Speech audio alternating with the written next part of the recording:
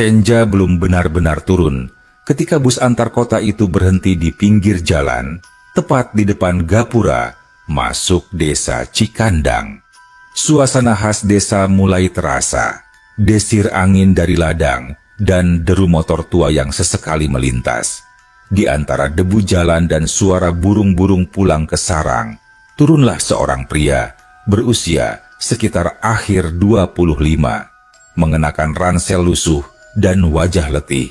Namanya Raka Prasetya. Raka baru saja pulang dari merantau di Kalimantan. 3 tahun terakhir ia bekerja sebagai buruh proyek di daerah tambang batu bara. Kini, setelah kontraknya habis dan tubuhnya yang kian lelah oleh ritme kerja keras di rantau, ia memutuskan pulang ke tanah kelahirannya. Desa kecil yang dulu selalu ia anggap membosankan, kini justru terasa seperti tempat paling damai di dunia.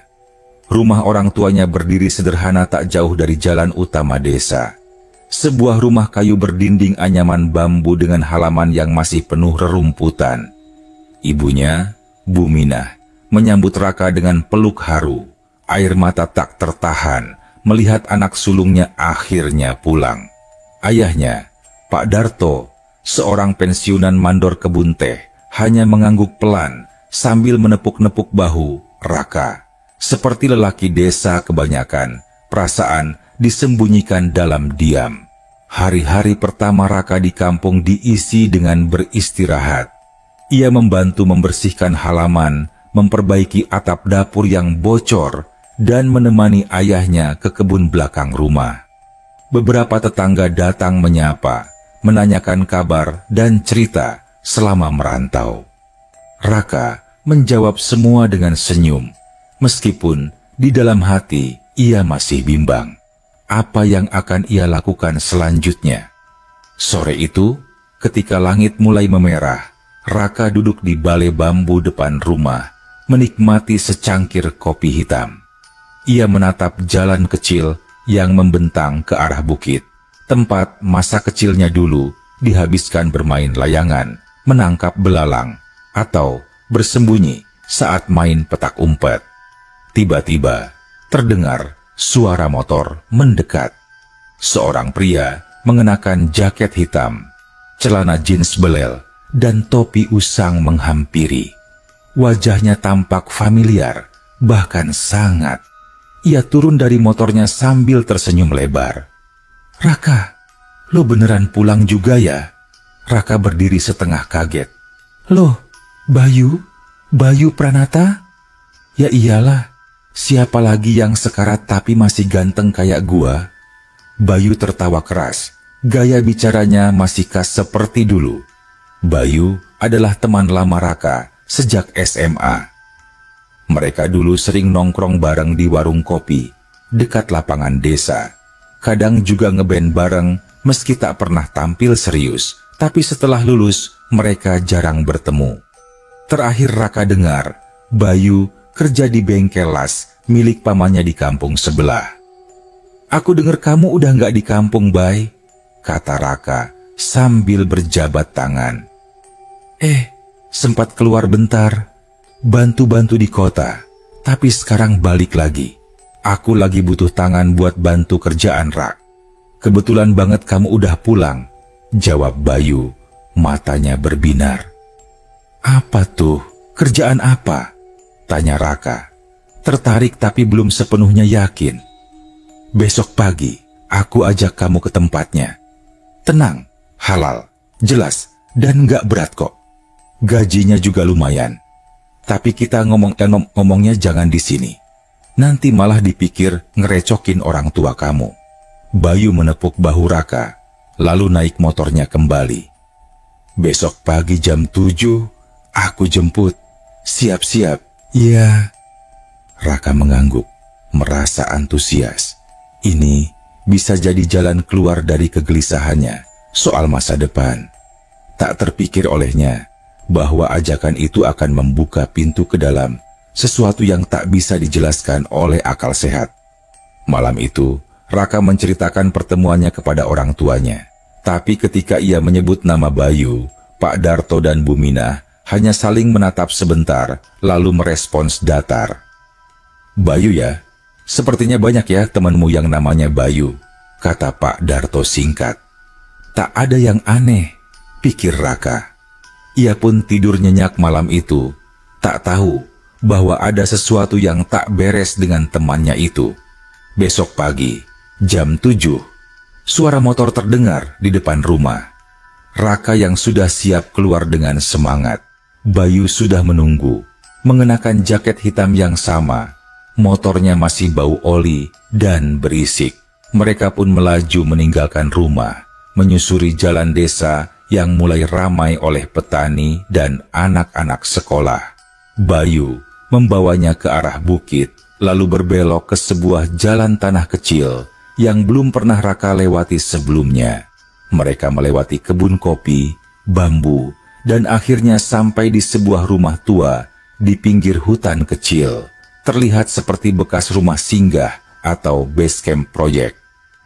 "Ayo, masuk aja. Nanti kamu ketemu orangnya di dalam," kata Bayu sambil membuka pintu rumah tua itu. Suasana di dalam lembab, berbau tanah, dan cukup gelap meski hari sudah terang. Raka mulai merasa ada yang janggal, tapi belum cukup untuk membuatnya takut. Ia hanya berpikir, mungkin ini tempat kerja sementara sebelum pindah ke lokasi proyek sebenarnya. Tiba-tiba Bayu berkata, "Aku ada urusan sebentar, kamu tunggu di sini aja dulu ya. Nanti dia yang jelasin semuanya." Bayu keluar, Raka duduk sendirian di dalam rumah tua itu. 5 menit, 10 menit, 20 menit, tak ada yang datang. Tak ada suara apapun, hanya angin dari sela-sela dinding dan suara dedaunan yang bergesekan. Saat itulah Raka mulai menyadari sesuatu tak beres di tempat ini. Waktu seperti melambat di dalam rumah tua itu. Jam tangan Raka menunjukkan hampir pukul 8, tapi Bayu belum juga kembali.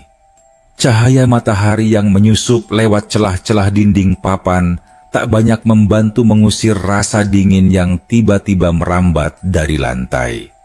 Suara-suara luar menjadi samar, seperti dunia di luar rumah itu menjauh, tertutup kabut tak kasat mata. Raka bangkit dari kursi reot yang sejak tadi ia duduki. Ia mengelilingi ruangan, mencoba mencari tahu lebih banyak tentang tempat ini. Meja kayu dengan lapisan cat yang mengelupas, lemari tua dengan pintu hampir copot, dan di pojok ruangan ada tumpukan karung-karung yang entah berisi apa. Ia mencoba membuka salah satu karung, tapi hanya berisi peralatan kerja, palu, sekop, tali tambang. Meski agak lega, perasaan tak nyaman masih melekat erat. Ia memutuskan keluar, mencari Bayu. Tapi saat membuka pintu, ia hanya menemukan kebun bambu dan jalan tanah yang sepi. Tak ada tanda-tanda motor, tak ada suara. Bahkan, angin pun seakan enggan bergerak. Raka menghela napas. Mungkin Bayu lagi urus sesuatu. Ya sudahlah, nunggu bentar lagi. Ia kembali ke dalam. Tapi kali ini, ia memperhatikan satu hal aneh yang terlewatkan sebelumnya. Di dinding dekat pintu tergantung sebuah foto usang. Nyaris tak terlihat karena tertutup debu dan bayangan. Ia mendekat, menyeka debunya perlahan. Seketika, jantungnya berdegup lebih cepat. Itu foto Bayu. Tapi bukan foto yang biasa. Wajah Bayu tampak lebih muda, mengenakan baju hitam yang sama dengan yang ia pakai tadi pagi. Di bawah foto itu tertulis, Bayu Pranata, 1994-2021. "Apaan ini?" bisik Raka. Otaknya berusaha menolak kenyataan yang ia lihat. 2021. Itu berarti Bayu sudah meninggal? Enggak mungkin. Ini pasti Bayu yang lain. Mungkin saudaranya. Atau nama yang sama. Tapi Suara batinnya sendiri terdengar lemah. Dalam-dalam, Raka tahu, Bayu yang menemuinya kemarin adalah Bayu yang sama, teman lamanya. Yang tadi pagi menjemputnya, mengajaknya ke tempat ini. Perasaan dingin kembali merambat. Kali ini bukan dari lantai, tapi dari dada. Ketakutan perlahan menyusup ke dalam pikiran. Tiba-tiba, pintu rumah berderit pelan. Seseorang masuk. Raka refleks berbalik. Pikirnya Bayu kembali. Tapi bukan. Yang masuk adalah pria paruh baya, berbadan tinggi, mengenakan topi caping, dengan wajah penuh guratan keras kehidupan. "Maaf, Mas, ngapain di sini?" tanyanya. Raka gugup menjawab, "Saya diajak teman, namanya Bayu. Katanya ada kerjaan di sini." Pria itu mematung sesaat. Matanya memperhatikan wajah Raka, lalu ia mengangguk pelan. "Bayu Pranata?" "Iya, teman SMA saya. Kami ngobrol kemarin sore. Dia jemput saya tadi pagi." Pria itu menunduk sebentar. Lalu, dengan suara yang sangat pelan ia berkata, "Bayu udah meninggal 3 tahun lalu, Mas." Suasana seketika membeku. "Apa?" Raka tergagap. Wajahnya memucat.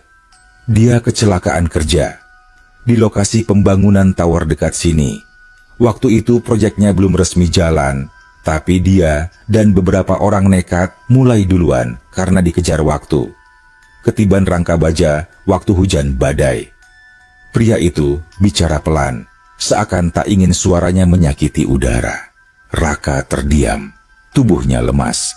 Apa yang ia alami sejak kemarin terasa seperti mimpi buruk, tapi rasanya terlalu nyata. Suara Bayu, motornya, bahkan tawa khasnya, itu semua terasa hidup. Terlalu hidup untuk disebut sekadar ilusi. "Apa rumah ini dulunya tempat kerja dia?" tanya Raka, nyaris berbisik. Pria itu mengangguk. "Iya, base camp project dulu. Sekarang kosong. Kadang dipakai orang singgah, kadang malah ditinggalin karena katanya ada yang masih sering datang." Raka tak bisa berkata-kata. Dunia seakan berputar pelan di sekelilingnya. Ia menatap lagi ke arah foto Bayu di dinding. Kali ini, perasaannya campur aduk. Tak hanya takut, tapi juga bingung, bahkan sedih. Bagaimana bisa seseorang yang sudah tiada datang padanya seperti itu? Ia pamit pada pria tadi dan buru-buru kembali ke rumah. Sepanjang perjalanan pulang, pikirannya kalut. Jalan yang tadi terasa lurus, kini tampak berliku dan asing. Rumah-rumah penduduk tak seramah biasanya. Ia seperti berjalan dalam lorong antara dua dunia. Sampai di rumah, Buminah langsung menyambut. Tapi sebelum Raka bisa berkata apapun, Pak Darto sudah menegurnya. "Kamu dari mana? Tadi ibu khawatir kamu nggak balik." Raka langsung duduk, wajahnya pucat. "Pak, Bu, aku tadi diajak kerja bareng Bayu Pranata di rumah tua dekat kebun bambu." Pak Darto langsung menatap istrinya. Ada sesuatu dalam sorot mata mereka yang seolah sudah tahu, tapi tak mau percaya. "Kamu yakin Bayu yang kamu maksud itu Bayu Pranata?" "Iya, Pak, teman SMA. Rambutnya gondrong, suka pakai jaket hitam. Suaranya, gaya bicaranya, semua sama." Buminah mendekap mulutnya. Air matanya mulai menetes. Pak Darto menarik napas panjang, lalu berkata dengan suara berat, "Raka, Bayu itu udah meninggal 3 tahun lalu. Kamu nggak tahu." Raka menggeleng pelan. "Dia kecelakaan pas proyek tower. Waktu itu kamu udah di Kalimantan. Kami nggak sempat kabarin. Waktu kamu tanya kabar orang kampung, kamu cuma bilang, 'Ada yang meninggal nggak?' Aku jawab, 'Ada, tapi bukan saudara.'" Lidah Raka keluh. Tubuhnya seolah tak bertulang. Ia baru sadar betapa banyak momen kecil yang ia abaikan. Wajah datar ayahnya saat ia sebut nama Bayu, rumah tua yang terlalu sepi, dan keanehan suasana saat menunggu. Kalau begitu, kenapa dia ngajak aku kerja? Gumam Raka lirih. Pak Darto menatapnya dalam-dalam. Mungkin ada yang belum selesai. Mungkin dia cuma butuh seseorang yang bisa dia percaya untuk menyelesaikan sesuatu. Malam itu, Raka tak bisa tidur. Ia menatap langit-langit kamarnya sambil mengingat tawa Bayu, candaan khasnya, dan bagaimana cara ia menatap Raka dengan sorot penuh harapan. Entah kenapa, ketakutan perlahan tergantikan oleh rasa iba. Jika benar Bayu datang, bukan untuk menakut-nakuti, lalu apa yang ingin ia sampaikan? Jawaban itu mungkin ada di tempat yang sama. Rumah tua di pinggir hutan. Keesokan harinya, udara terasa lebih dingin dari biasanya. Kabut masih menggantung rendah di sekitar desa Cikandang meski matahari mulai naik perlahan di balik bukit. Raka duduk di beranda rumah, memandangi jalan setapak yang kemarin dilalui bersama Bayu. Suasana hatinya tak menentu, antara takut, penasaran, dan rasa bersalah yang tak ia pahami. Ia terus memutar ulang pertemuan itu dalam kepalanya. Wajah Bayu terlalu hidup, terlalu nyata. Bahkan, aroma oli dari jaket dan motor tuanya masih terekam jelas. Raka tak bisa begitu saja melupakan semuanya. Pukul 9 pagi, ia mengayuh sepeda tuanya menuju rumah Pak Nurman, pria paruh baya yang kemarin ia temui di rumah tua. Ia ingin bicara lebih jauh, ingin tahu apa yang sebenarnya terjadi pada Bayu. Di benaknya, ada pertanyaan yang tak bisa ia jawab sendiri. Kenapa Bayu datang padanya? Pak Nurman tinggal di ujung barat desa, dekat sawah, kata seorang tetangga saat Raka bertanya. Rumah itu sederhana, berdinding papan, namun bersih dan rapi. Pak Nurman sedang duduk mengikat sapu lidi di beranda. Ia tampak kaget saat melihat Raka datang. "Mas Raka, ada apa ya?" tanyanya. Raka mengangguk sopan. "Saya mau nanya soal Bayu. Boleh, Pak?" Pak Nurman terdiam sejenak, lalu mempersilahkan Raka duduk. "Aku masih nggak ngerti, Pak. Kenapa Bayu bisa datang ke rumahku, ajak aku kerja, bawa ke tempat itu? Apa ada yang belum selesai dari dia?" Pak Nurman menghela napas, menatap jauh ke arah sawah. Dulu Bayu anaknya ceria, nggak neko-neko, tapi keras kepala. Waktu proyek pembangunan tower itu dimulai, dia salah satu yang paling semangat. Katanya, kalau proyek selesai cepat, dia mau buka bengkel sendiri, nggak mau jadi karyawan terus. Raka mengangguk. Ia ingat ambisi Bayu soal bengkel. Itu dulu sering jadi bahan obrolan mereka. Masalahnya, waktu proyek mulai, mereka belum dapat izin resmi. Cuaca juga buruk, tapi mereka nekat kerja. Malam itu hujan besar, angin kencang. Bayu dan dua temannya tetap naik kerangka baja untuk pasang kabel. Pak Nurman mengusap wajahnya. "Tower itu roboh, Mas. 2 orang selamat, luka-luka. Bayu meninggal di tempat." Suasana hening sejenak.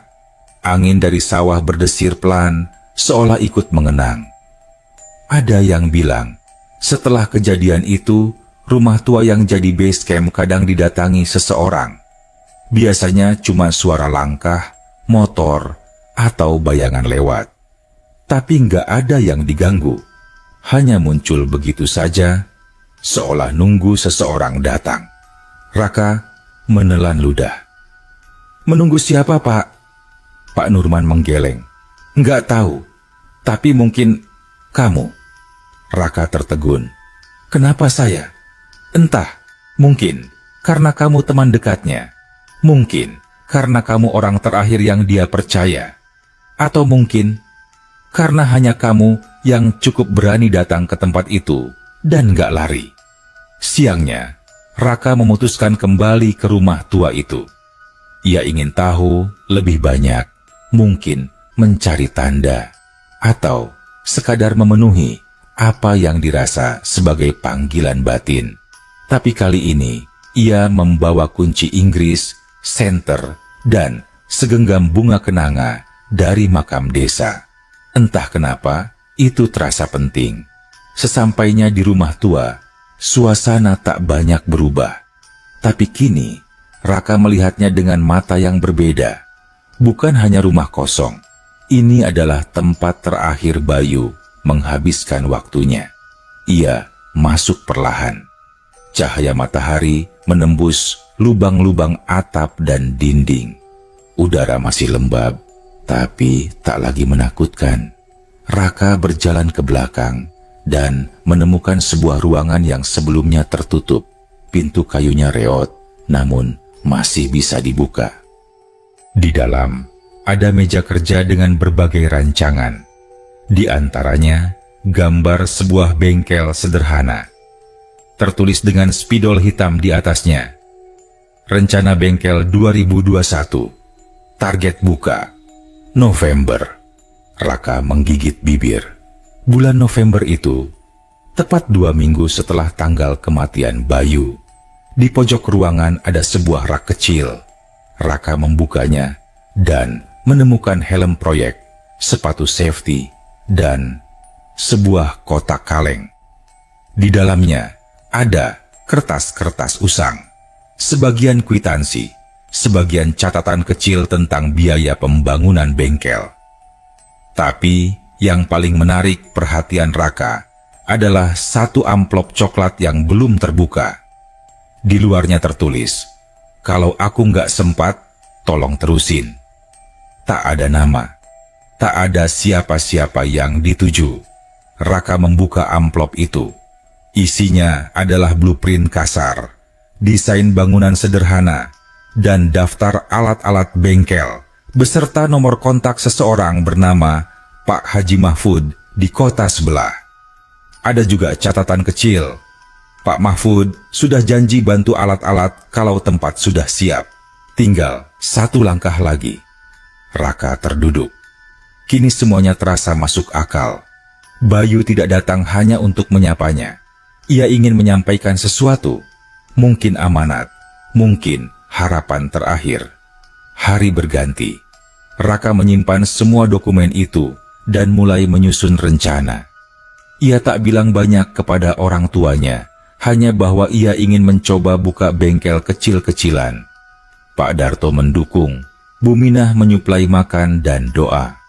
Bahkan, beberapa pemuda kampung ikut membantu membersihkan lahan kosong di belakang rumah Pak Nurman, yang ternyata dulunya lahan milik pamannya Bayu. Raka mencoba menghubungi nomor Pak Haji Mahfud. Meski awalnya ragu, pria tua itu langsung ingat Bayu. Bayu anak baik, sopan, cerdas. Saya masih simpan alat-alat yang dulu saya janjikan. Tapi setelah dia meninggal, saya pikir nggak bakal ada kelanjutannya. Raka menjelaskan semuanya. Tak semua ia ceritakan soal pertemuannya dengan sosok Bayu, hanya bahwa ia ingin melanjutkan rencana sahabatnya itu. Anehnya, Pak Mahfud langsung setuju membantu. "Kalau niatmu tulus, insya Allah lancar, nak." 3 minggu kemudian, bengkel sederhana berdiri di atas lahan kosong itu. Belum sempurna, tapi cukup untuk mulai. Beberapa sepeda motor warga mulai berdatangan. Raka tak pernah benar-benar jadi montir, tapi ia belajar cepat dan banyak warga yang senang membantunya. Suatu malam, saat Raka tengah menyapu halaman bengkel, angin berhembus pelan dari arah rumah tua. Tak ada suara, tak ada bayangan, tapi entah kenapa ia merasa sedang diawasi. Tapi bukan dengan niat jahat, justru sebaliknya, seperti ada seseorang yang tersenyum puas. Malam itu, angin dari arah utara membawa aroma hujan. Di bengkel kecil yang baru berdiri 3 minggu itu, Raka duduk di lantai semen yang masih kasar, memandangi langit malam sambil meneguk kopi hitam buatan ibunya. Lampu sorot satu-satunya menggantung di bawah atap seng, menyinari sebagian halaman. Di pojok ruangan, alat-alat dari Pak Mahfud tersusun rapi. Beberapa masih terbungkus plastik. Ia baru saja selesai membongkar karburator motor tetangganya yang mogok. Badan letih, tapi hatinya hangat. Ada kepuasan tersendiri saat melihat orang-orang kampung mulai percaya padanya. Bahkan mulai menyebut bengkelnya dengan nama Bengkel Bayu. Nama itu bukan ide Raka sendiri. Seorang anak kecil yang biasa bermain di sekitar situ tiba-tiba menyebutnya saat melintas. Bengkelnya Mas Bayu ya? Raka tak menjawab. Ia hanya tersenyum. Beberapa malam belakangan, Raka merasa ada yang aneh. Bukan sesuatu yang menakutkan, tapi justru menenangkan. Kadang, ia mendengar suara motor tua di kejauhan, padahal jalanan sudah sepi. Pernah suatu malam, saat ia tertidur di dalam bengkel, ia merasa seperti ada seseorang duduk di dekatnya. Tapi saat membuka mata, tak ada siapa-siapa. Hanya bau oli dan angin malam. Namun malam ini berbeda. Saat Raka membereskan alat dan bersiap menutup bengkel, ia mendengar suara langkah kaki mendekat dari arah jalan setapak. "Masih buka, Kak?" Raka menoleh. Seorang pemuda berdiri di pinggir cahaya. Wajahnya tidak asing.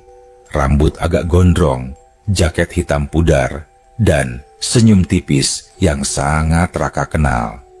"Bayu?" Pemuda itu tersenyum lebar. "Hehe, tumben kamu ingat." Raka tak bisa berkata-kata. Jantungnya berdegup, tapi bukan karena takut. Sosok di hadapannya bukan seperti hantu, bukan seperti bayangan samar. Ia terlihat utuh, sama persis dengan Bayu yang menjemputnya saat baru pulang dari perantauan. Aku kira kamu udah..." Raka terbata. Bayu mengangguk. "Iya, udah. Tapi ternyata masih ada satu hal yang belum selesai." Mereka duduk berdua di ambang pintu bengkel. Angin malam melintas lembut, seperti ikut menyimak pembicaraan mereka. "Kamu ingat nggak? Dulu aku pernah bilang pengen buka bengkel, tapi nggak sempat. Proyek terakhirku malah jadi akhir hidupku," ucap Bayu lirih. Raka menunduk. "Aku tahu. Maaf, aku baru tahu kamu meninggal setelah semua ini. Justru itu yang bikin aku datang. Waktu kamu pulang, aku ngerasa ini kesempatan. Aku butuh orang yang ngerti maksudku, dan kamu satu-satunya yang bisa ngerti." Raka menatap matanya. Dalam dan jernih. Tak ada kegelapan, tak ada dendam. Hanya ketenangan dan rasa terima kasih yang dalam. "Jadi, sekarang udah cukup?" tanya Raka pelan. Bayu menoleh, menatap bengkel yang perlahan menjadi nyata berkat usaha Raka. "Udah, makasih Rak. Kamu lanjutin ya. Namanya terserah kamu. Tapi, kalau boleh, tetapin nama itu. Biar aku masih ada di situ." Raka mengangguk. Suaranya nyaris tak terdengar. "Aku janji." Bayu berdiri, menepuk bahunya, lalu berjalan menjauh. Tapi sebelum langkahnya hilang di dalam gelap, ia sempat menoleh dan berkata, "Kita nggak sempat kerja bareng dulu, tapi sekarang kamu udah kerja buat kita berdua."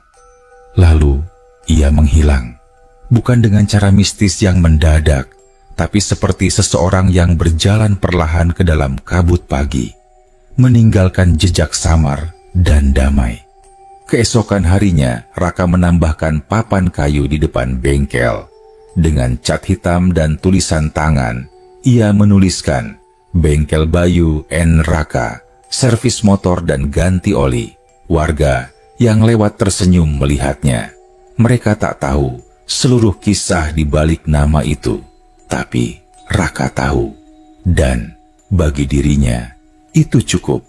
Namun, malam-malam tenang tak berlangsung lama. Pada suatu sore, seorang pria datang dengan ekspresi panik. Motornya rusak di tengah hutan, jalur lama yang jarang dilewati. Ia melihat cahaya dari bengkel Raka dan berharap bisa ditolong. Raka ikut menjemput ke lokasi dengan membawa peralatan. Saat ia sampai di pinggir hutan, hatinya berdesir. Jalan ini, jalan yang sama saat Bayu menjemputnya waktu itu. Tapi yang membuat bulu kuduknya meremang bukan hanya itu. Di bawah pohon randu besar di sisi jalan, ia melihat bekas jejak ban motor, tapi tak ada bekas tapak kaki. Seolah seseorang datang, menunggu, lalu pergi begitu saja. Dan anehnya, pria pemilik motor itu berkata, "Tadi ada yang bantu dorong motor saya ke sini," katanya. "Tunggu bentar, temanku montir, dia datang." "Saya pikir dia teman Anda."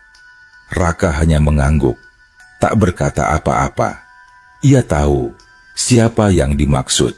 Sejak malam itu, bengkel kecil Raka tak pernah benar-benar sepi. Walau bukan ramai seperti bengkel kota, tapi selalu saja ada 1-2 warga yang datang. Kadang sekadar bertanya, kadang minta dibantu memperbaiki sepeda motor yang mogok. Namun, bukan hanya manusia yang datang dan pergi. Raka tahu itu. Ada satu pengunjung lain yang tak pernah jauh darinya. Bayu, sosok sahabatnya itu, tidak lagi muncul jelas seperti sebelumnya. Tapi, keberadaannya terasa sangat nyata.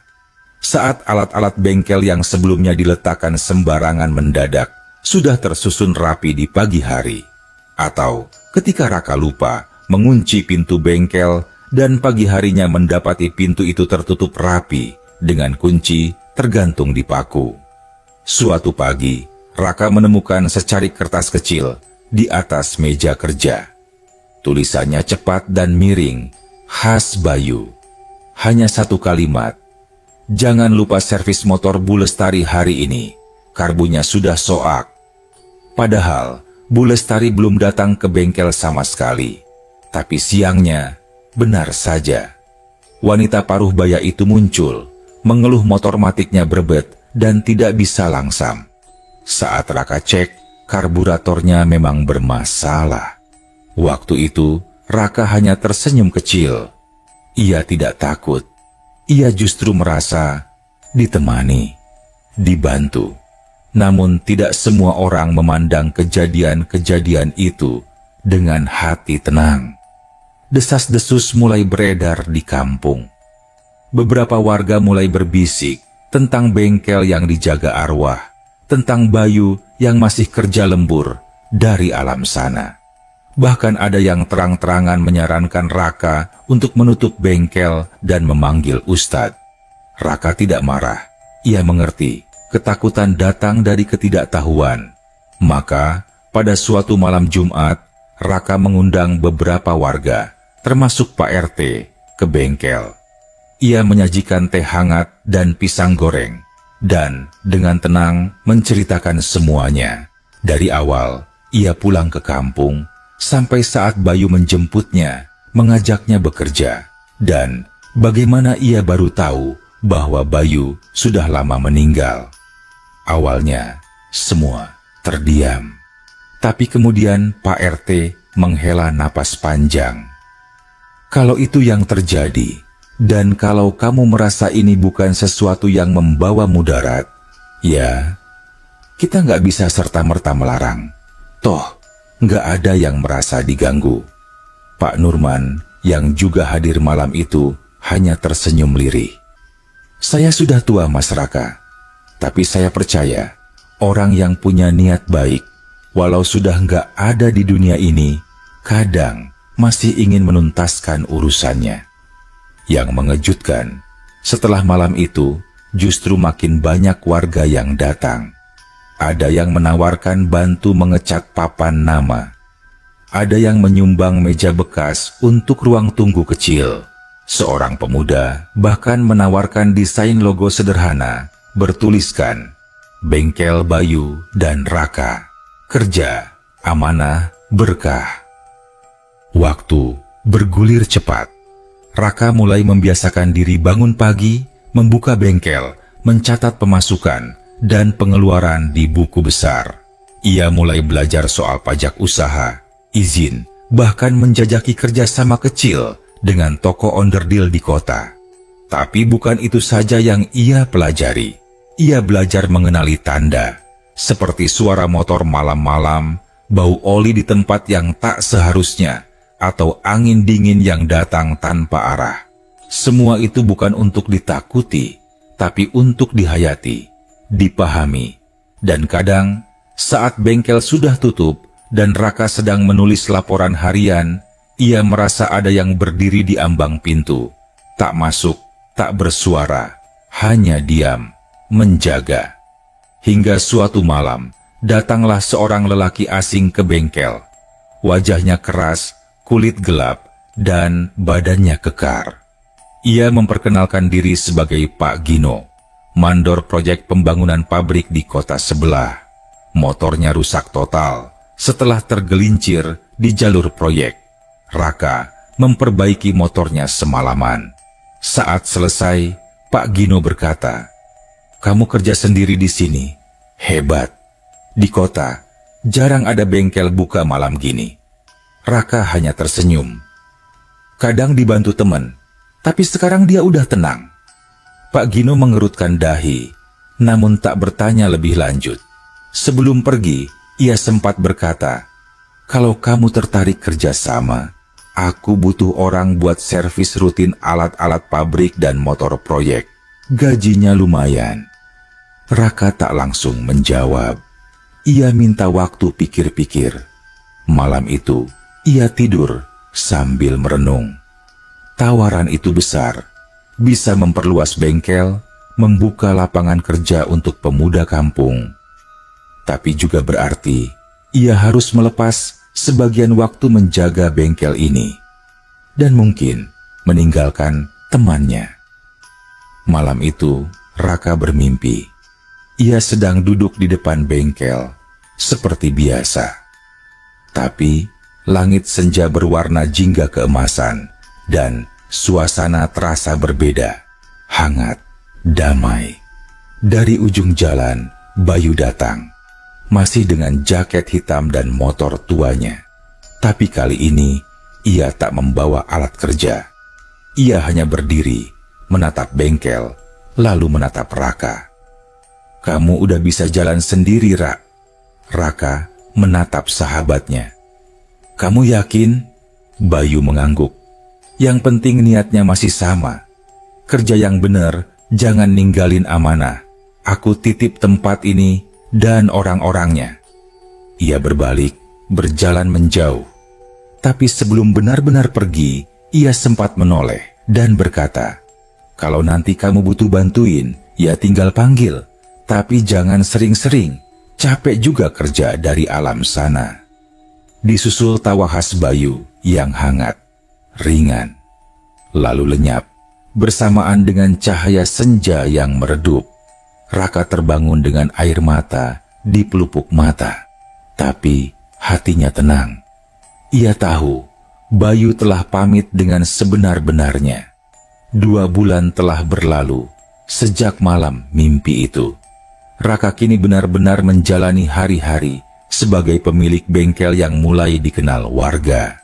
Di depan papan kayu yang tertulis Bengkel Bayu and Raka, sering terlihat motor-motor berjejer menunggu giliran. Tidak hanya warga kampung, beberapa pekerja dari desa tetangga pun mulai datang. Bersama 2 anak muda yang kini ia ajak bantu di bengkel, Yayan dan Wahyu, Raka mengelola semuanya perlahan namun mantap. Ia masih mencatat pemasukan manual di buku besar, masih menyeduh kopi sendiri, dan masih memutar lagu-lagu lama di radio kecil di sudut bengkel. Tapi, satu hal yang paling terasa berbeda. Ia sudah tidak lagi menunggu atau berharap Bayu datang. Bukan karena ia melupakan, tapi karena ia sudah menerima seutuhnya. Pak Gino, mandor proyek dari kota, ternyata serius. Ia menawari Raka kontrak rutin untuk perawatan motor operasional proyek dan genset. Tidak besar, tapi cukup membuat bengkel Raka mulai memasuki fase baru, stabil dan berkembang. Bahkan, ia sempat dipanggil untuk memberi pelatihan ringan tentang perawatan motor dasar di balai desa. Sesuatu yang tidak pernah ia bayangkan akan terjadi. Pada akhir sesi pelatihan, seorang pemuda bertanya, "Mas, kenapa namanya bengkel Bayu and Raka? Siapa itu Bayu?" Raka terdiam sejenak, lalu menjawab dengan suara tenang, "Dia teman lama saya. Teman yang ngajarin saya banyak hal, termasuk soal amanah dan kerja dengan hati. Kami sempat janji kerja bareng, tapi takdir berkata lain. Tapi nama itu tetap saya pasang, karena sebagian dari tempat ini adalah mimpi dia juga." Pemuda itu mengangguk, tak bertanya lebih lanjut. Tapi dari raut mukanya, terlihat bahwa ia mengerti. Kadang, hal-hal tak perlu dijelaskan sampai tuntas untuk bisa dipahami.